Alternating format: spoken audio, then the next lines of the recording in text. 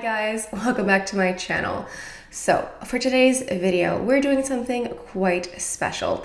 This is a collaboration with Michele Wang, where we're going to sit down and rank all of our Chanel eyeshadow palettes.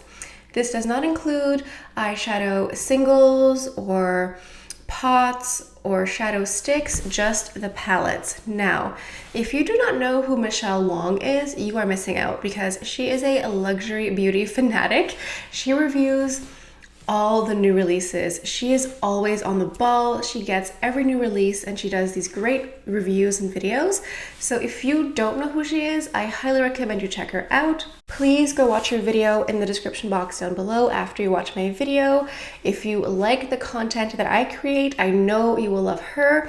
And I'm sure a lot of you already know who she is, so this is just great. Now, before we go any further, let's take a second to grab our iced coffee or a hot coffee. Let's take a sip and let's get started.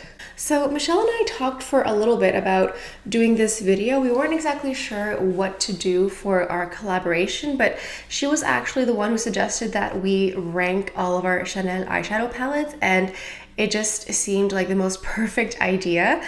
And I think between the two of us, we have close to 50 palettes. So this is quite the endeavor. Now I have all of these palettes laid out in front of me, and I think I will go from least favorite to most favorite. I think that's how I'll do it, and I'm having a really hard time even getting started just thinking about my least favorite. It feels almost cruel looking at these palettes and telling which one I don't like, but I shall persist and let's go. So the first one I would have to pick as my least favorite is probably one of my oldest palettes as well. This is number 39, Raffinement. Now, I honestly don't even remember using this. I've had this in my collection for such a long time. It's a pretty basic brown smoky eye look. You have 3 shimmer colors and 1 matte, but this is a very old formula. I feel like the satin finish formula has changed so much for the better with these palettes, and I honestly don't even remember when I got this. I think this is from the days when I still worked at the Chanel counter. That's how long ago this was. So it's not that it's a terrible palette, I just never use it, and I think the formula has improved so much since then that I just never go for it. I think this is important to say that a lot of the ones that are on the lower ranking are often ones that I just never use for some reason or another. I have a lot of palettes, so sometimes I just end up finding a better one that I replace the first one with. Okay, let's go with another ancient one. This one is called 234 Poésie, and this is along the same lines as Raffinement. It is better in quality, I find. These are really pretty, and as I'm looking at them now, they do look really nice, and they do look like a slight improvement in the satin shimmer texture. But again, it's just not a palette that I reach for. There's nothing wrong with these colors. These do look like shades that I would wear, especially the more golden bronzy shades. It's just a question of it being very old, and I have a lot of colors that are similar to this, so I often end up skipping over this one here. So continuing with these ancient palettes, this one here is called Tissé Fantaisie, and this is not a bad palette. This is definitely an improvement in the first 2 that I showed you formula-wise. It's just not often a color combination that I reach for. I like the peach, the green, and the brown individually. I just don't really reach for all 3 of them combined. And I think it's just a question of having these shades individually in other palettes that I find work better for me. This is not terrible. I'm sure a lot of people love it. It's just never one that I really fell in love with. Okay, now we are moving on to Robe Movie. Now, this palette isn't bad. Like, I'm not putting it here because I don't think it's any good. The problem I have with it is I find that the bottom navy color is almost too dark. As you can see, I do love blue eyeshadow, but it's just that it's really easy for this look to be really intense. And there is a bronzy shade and there is a lighter navy shade. But when I look at this palette, I'm immediately thinking of a very dark, smoky eye. So while there is possibility to make a lighter look with this collection, I just never think of it. I only think of this in the context of a very dark navy smoky eye, which is not something that I wear that often.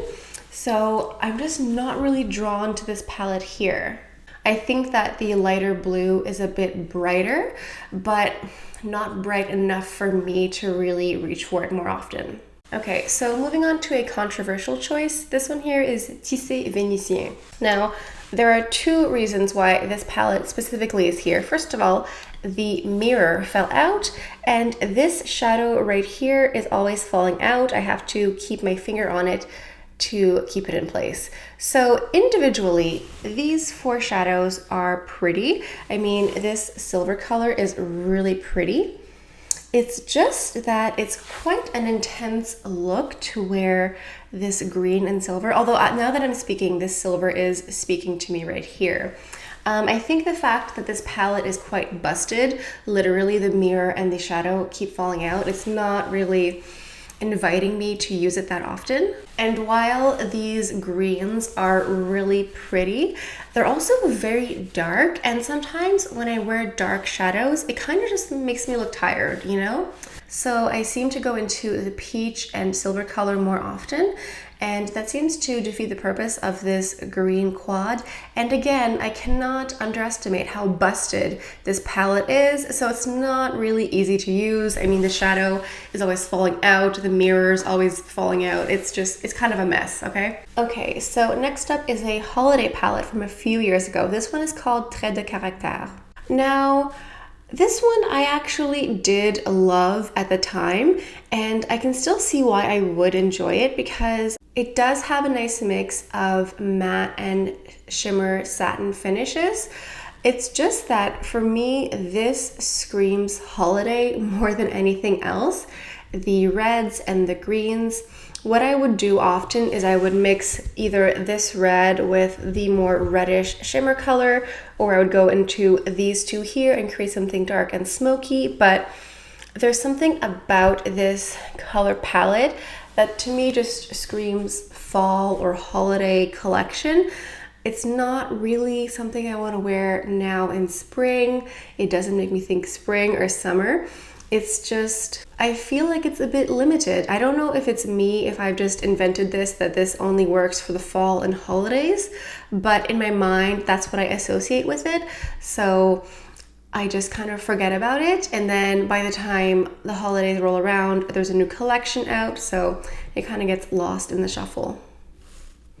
Okay, so moving on to this one here called Noir Suprême. Now, all of these colors individually are pretty. You can create a plethora of dark smoky eyes with this palette here, but that's kind of the problem. You are limited to darker looks with this palette, and I don't think that this is the most user-friendly introductory palette. I think this palette does require something else to go with it, either a brighter color or a matte, because these are all dark satin finish shimmer shades. So you either need something matte to go with it or a much lighter color to add a bit of brightness to it. So I actually do like this palette, but when I think of how often I actually reach for it, it's not that often. I mean, if I wanted to create a smoky eye look, this would be perfect, but I would go in with a single for a spot of shimmer on the inner corner. So that's why this palette has been placed around this end of this review right here. Okay, so another blast from the past is Tissé Vendome. So when you look at this palette, each shadow individually is really pretty, and they do work well together. I have worn this a lot. I have loved it in the past. However, upon re-examination, I have noticed that the shadows are very, very soft. I find that it takes a whole lot to build it up. Even the darker color here, I find that I really have to dig into this palette to get payoff. When I do, it is very pretty, but it just takes so much to get the look that I want. So it's kind of a toss-up because I do enjoy the color story and I do enjoy the look that I can create. It just takes a whole lot of digging to get the desired effect, and I don't know, I'm kind of overdoing that. So I feel like as I'm progressing through these ancient palettes, I can definitely see an improvement in formula and texture. Okay, so moving on to another old and busted palette. This one here is called Tissé Paris. Now, when you look at pink and gray as a combination, that sounds super weird, I will admit, but it actually kind of works. So the reason it's, not my absolute favorite is because the mirror broke a long time ago, which is very annoying. And while I have gone through periods when I absolutely loved this palette, it has been a long time since I've used it. I think the issue that I encountered here is similar to the one that I had with Tissé Vendome, where I really had to dig quite deep to get the pink color payoff that I was looking for.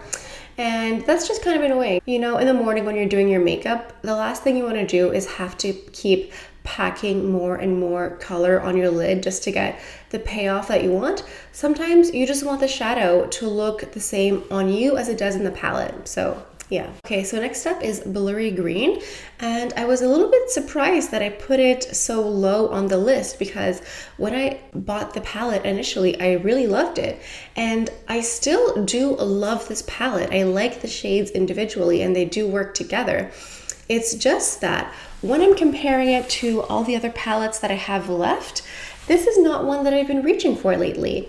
Again, this was one that I definitely used a lot in the fall. Seeing these dark greens mixed with bronzy colors to me screams foliage and fall colors. But if I'm not mistaken, this didn't come out in the fall. This came out like in the late summer of last year. But there's something about this that kind of just screams more autumnal fall colors. And now that it's spring turning into maybe summer at some point, this is not something that I'm going to be reaching for quite a while. Okay, so next up here is Tissé Jazz. Now, when this came out, this was amazing. These beautiful bright blues with a super dark color, and I feel like I use every single shadow in this palette except for the black shadow because it's almost too dark.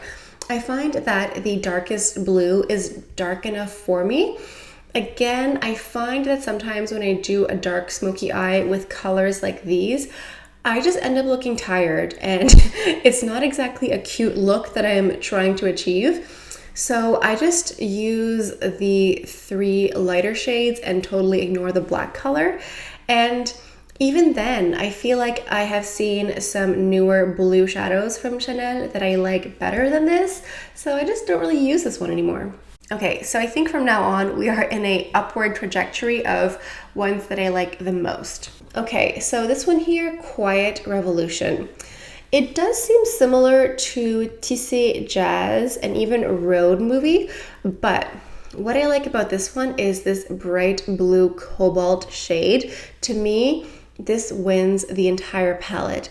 This is one, again, where I tend to ignore the black shadow because it's almost too dark for me. I find that the dark navy is as dark as I want it to because, again, I'm not trying to look tired with this palette, but I think that the cobalt blue in the palette just is the MVP and just wins the entire palette for me. Okay, so moving on to Tissé Camélia. Now, this was a workhorse for me. There was a year when I probably wore this every single day to work because I knew that it would work.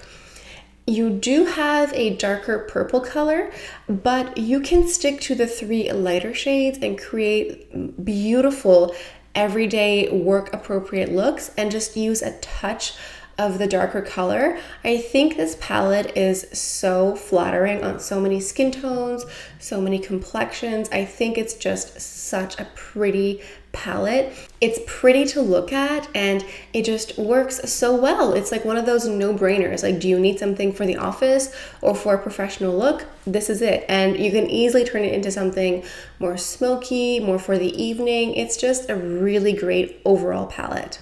Okay, so now we have something from the Cruise collection. This one here is called Éclat Enigmatique, and at first you see these mishmash colors like white, black, brown, red. What? Who would wear all of those together? Trust me, they are beautiful. They all have the most beautiful satin finish, and it's a soft satin. It's not like a chunky glitter. It's really pretty. This did come out in the summer, I think 2 years ago.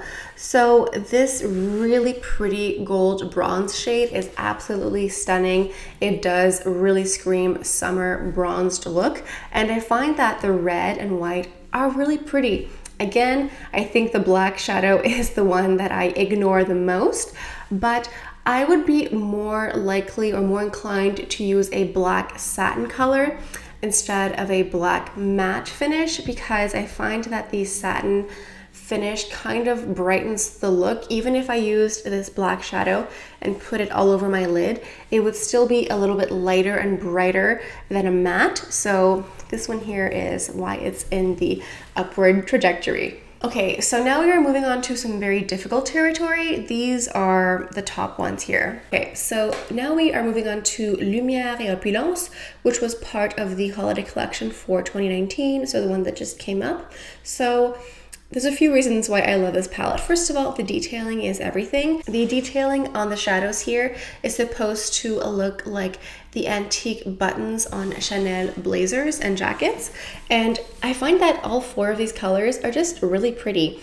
These are colors that are in my wheelhouse. I love warm tones, I love bronzy, I love gold colors, and I just think that this is a really beautiful palette. I think the formula is really nice. While these are all satin finish textures, there's no chunky glitter. These are great.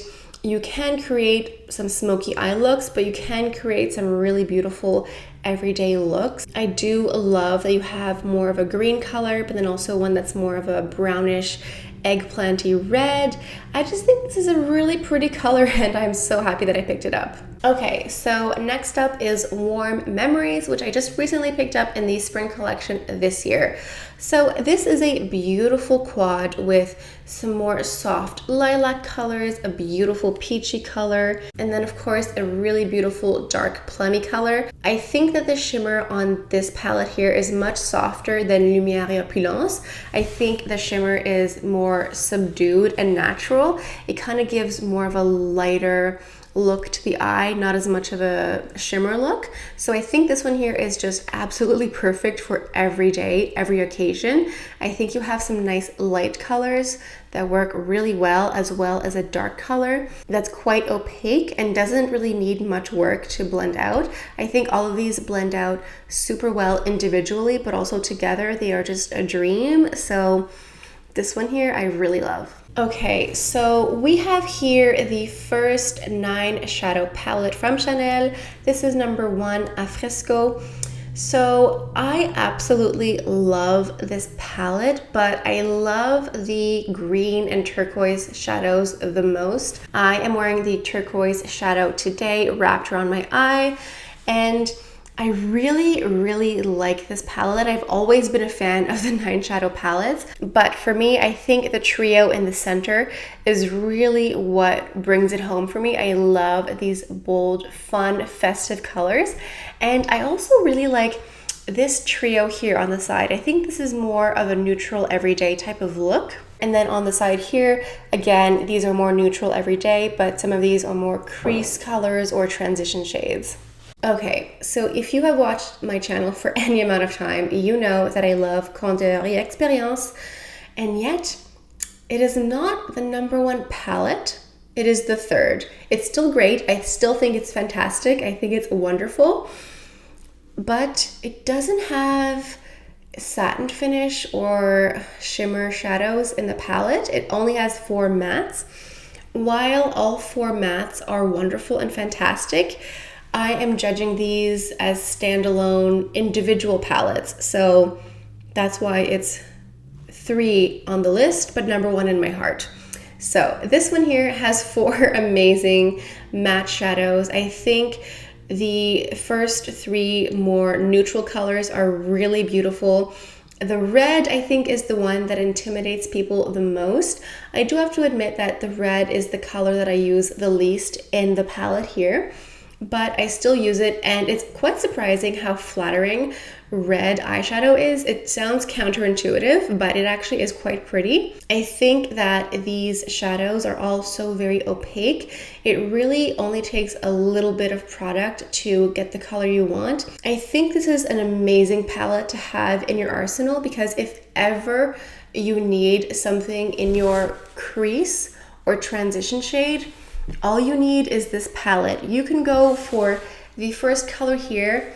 This is almost like a flesh colored tone, so you can just use it to blend out any shadow. And then the other 2 browns are really just a level of intensity. The second one is a little bit dark, and then the chocolate one is super dark. It's like a dark chocolate smoky eye look. I really, really love this palette, and I can't believe I didn't make it number 1, but we have to move on. Okay, so moving on to this 9 shadow palette from the Les Beiges collection last year.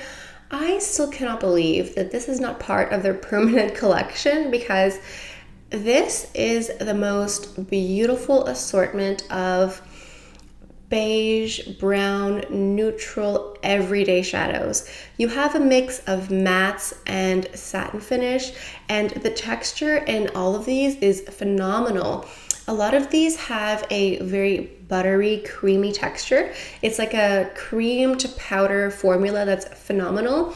It's really easy to create a very basic, minimal, everyday eye look, or something really smoky and dark and shimmery. It really has everything you need. Like, if in theory, if you have this palette, you could create anything you wanted to in the neutral category, of course. But I just think it's amazing, and I have no idea why it's not part of the permanent collection. They would make so much more money. But anyway, they did not ask me for my opinion when they came out with this product here. And also, this is leagues ahead of the Les Beiges 5 shadow palettes. This is the first Les Beiges palette that I've ever bought, because the other 5 shadow palettes preceding this one didn't really interest me. I didn't find that the formulas were that interesting, and the color stories were kind of boring to me. But this one here is everything. Okay, we have arrived. This is our final Chanel eyeshadow palette. So the number 1 spot goes to the 9 shadow palette number 2 Quintessence. Now, the reason this one preceded Affresco, the first one, is I find that this is more wearable for every day. I know, hold on. You might think there's red, there's green, there's blue. I know, but I find that with the mixture of this really beautiful transition shade and this dark brown, you can create a lot of very simple eye looks where you just put a light color over here and a dark color over here. And you can go in very lightly into the blues and the greens and the reds, just like on the outer corner, very lightly, just to create something very soft and subtle. Again, I basically ignore this black color over here because it's way too dark for me, but I do go into this blue over here. I like all 3 of the middle trio. These are phenomenal. They're just so beautiful, and they bring so much lightness to the eye.